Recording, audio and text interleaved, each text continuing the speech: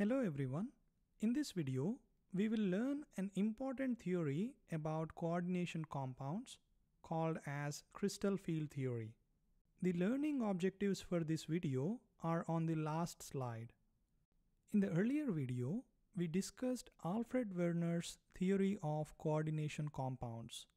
His theory explained some of the properties of coordination compounds like their dissociating patterns when dissolved in water.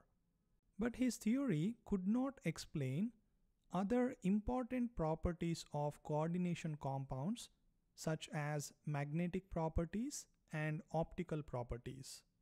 One of the striking characteristics of coordination compounds is that they are highly colorful and they can form a wide range of colors in the entire visible spectrum starting from violet to red.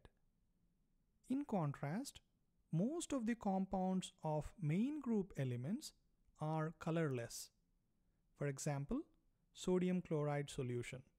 Next, the color of the coordination compound depends on the type of the central metal ion, its oxidation number, and the identity of ligands in the coordination compound. If you change any of these, the color of the coordination compound changes. Another important feature of coordination compounds is their behavior in magnetic field. Coordination compounds with same metal ion and same oxidation number but different ligands have same electronic configuration. So you would expect them to have same number of unpaired electrons and same behavior in the external magnetic field. In reality, this is not the case. That is, coordination compounds with same metal ion and same oxidation number but different ligands have different behavior in the magnetic field. For example, hexaamine cobalt 3 plus ion is diamagnetic in nature, whereas hexafluoro cobalt 3 plus ion is paramagnetic. Diamagnetic means it is repelled by the external magnetic field, and paramagnetic means it is weakly attracted by the external magnetic field. Here we can ask some questions. Why coordination compounds are colorful while the compounds of main group elements are colorless? Next, why the color of the coordination compound depends on the type of central metal ion, its oxidation number, and the identity of ligands. 3. Why the magnetic behavior of the coordination compounds changes when the ligand changes. To answer these questions, several theories such as valence bond theory, molecular orbital theory, and crystal field theory of coordination compounds were proposed. In this course, we will focus on crystal field theory and how it explains optical and magnetic properties of coordination compounds. The crystal field theory is based on an electrostatic model. It considers the bond between the central metal ion and ligand as purely electrostatic in nature. That is, it is an ionic bond. The crystal field theory assumes that the donor atoms on the ligand are negative point charges and they are attracted to the positively charged central metal ion by electrostatic force of attraction, also known as ionic bond. Let us take an example of coordination compound, hexaamine cobalt 3 chloride. There are 6 ligands in the coordination sphere. A typical geometry for a coordination compound with 6 ligands around the central metal ion is an octahedral geometry. If we assume the metal ion is at the origin, then the 6 ligands are approaching the central metal ion on the x, y, and z axis, giving rise to octahedral geometry. These negative point charges, while approaching the central metal ion, interact with the d orbitals present inside the central metal ion. Before learning how the ligands interact with the d orbitals, it is very important for us to recall the shapes and energies of the d orbitals. The d orbitals have a cloverleaf or double dumbbell shape. Remember that the shape of the orbital represents the electron density. These are the shapes of d orbitals in a two-dimensional space, but in reality, they are in the three dimensions. For the dxy orbital, the four lobes of electron density are present between the x and y axis. Imagine that the z-axis is perpendicular to the screen. For the dyz orbital, the four lobes of electron density are present between the y and z axis, and x-axis being perpendicular to the screen. For the dxz orbital, the four lobes of electron density present between the x and z axis, and y-axis is perpendicular to the screen. For the dx square minus y square orbital, the four lobes of electron density are present on the x and y axis, and the z-axis again is perpendicular to the screen. For the dz square orbital, it has a different shape. It has two lobes of electron density and a circular disk or a donut shape of electron density around the lobes. To be specific, the two lobes are along the z-axis and the circular disk or the donut is on the xy plane.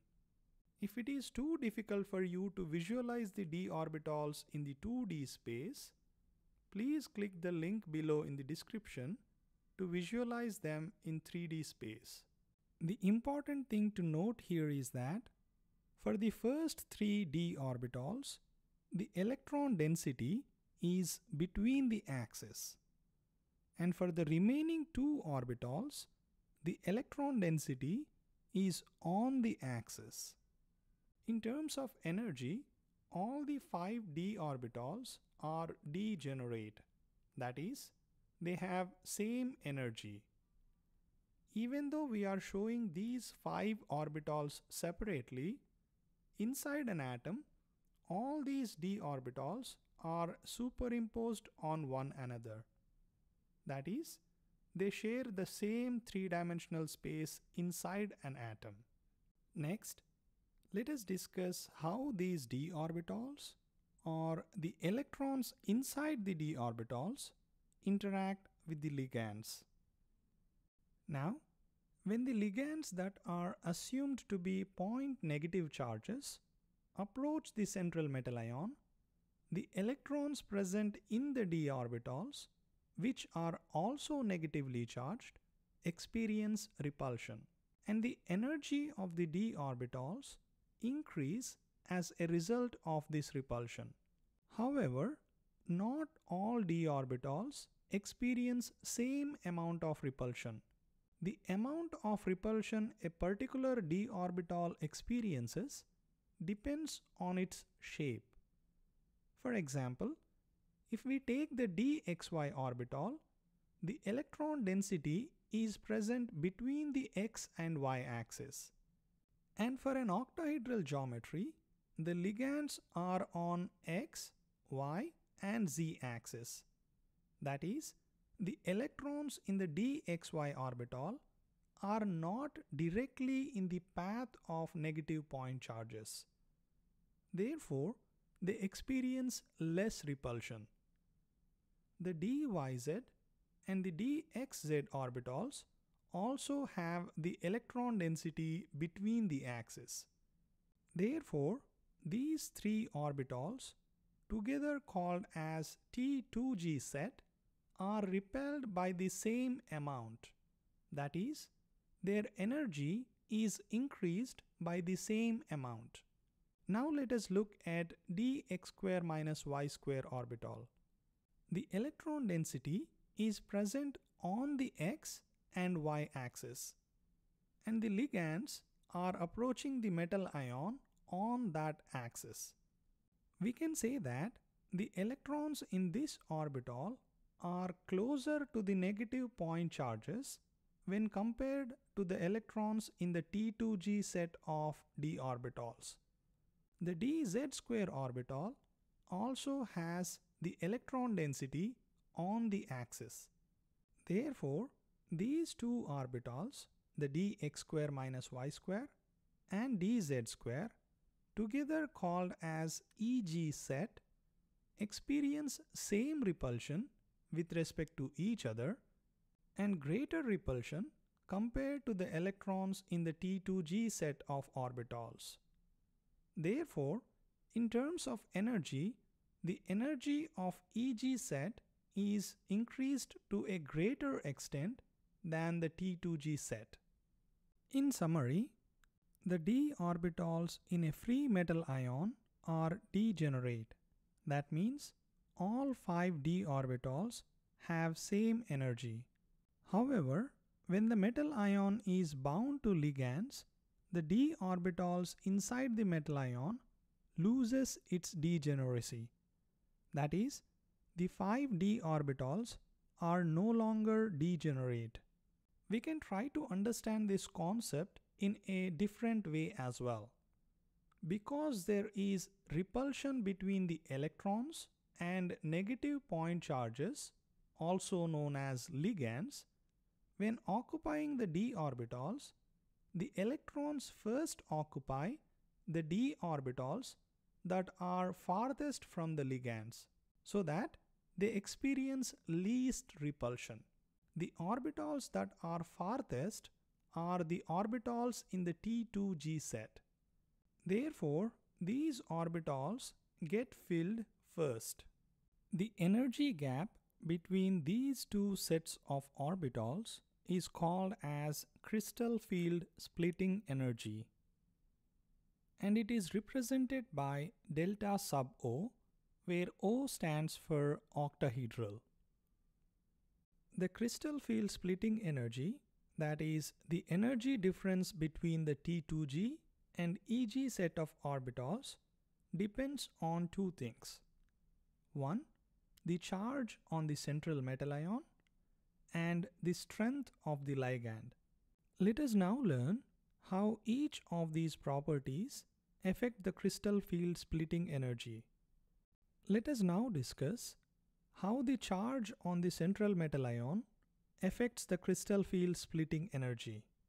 The crystal field splitting energy for a given metal ion and ligand pair increases as the charge on the metal ion increases.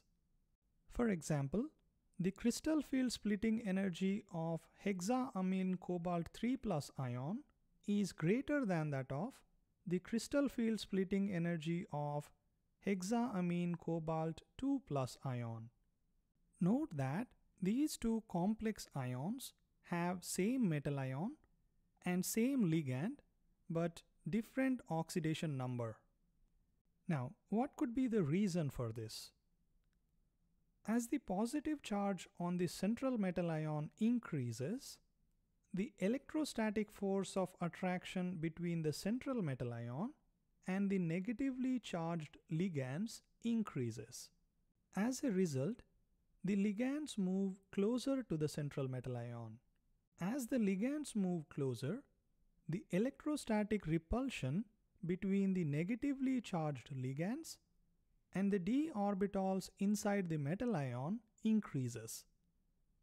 And this causes increased splitting in the d orbitals, thereby increasing the crystal field splitting energy. Let us now discuss the effect of ligand on the crystal field splitting energy. The crystal field splitting energy also depends on the strength of the crystal field generated by ligands. Some ligands produce stronger crystal field compared to the others. The ligands that generate stronger crystal field repel the d orbitals with greater force, which results in greater crystal field splitting energy. Similarly, the ligands that generate a weak crystal field repel the d orbitals with weaker force, which results in lower CFSE. You can compare the crystal field strength of a ligand to the intensity of the negative point charge on the ligand. Greater field strength means greater negative charge on the ligand. And the electrostatic force of repulsion between the ligands and the d orbitals depends on the magnitude of individual charges. Therefore, as the charge on the ligand increases, the repulsive force increases and the splitting increases. The following are the commonly used ligands in the order of increasing crystal field strength. I-, lower than Br-, followed by chloride, fluoride, aqua, amine, ethylene diamine, and cyanide. This order of ligands is called as spectrochemical series. This order is determined experimentally and may not hold true for each and every metal. Let us now look at the learning objectives for this video.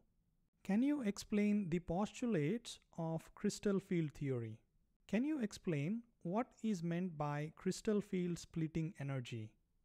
Can you explain the effect of metal ion charge and the strength of ligands on crystal field splitting energy?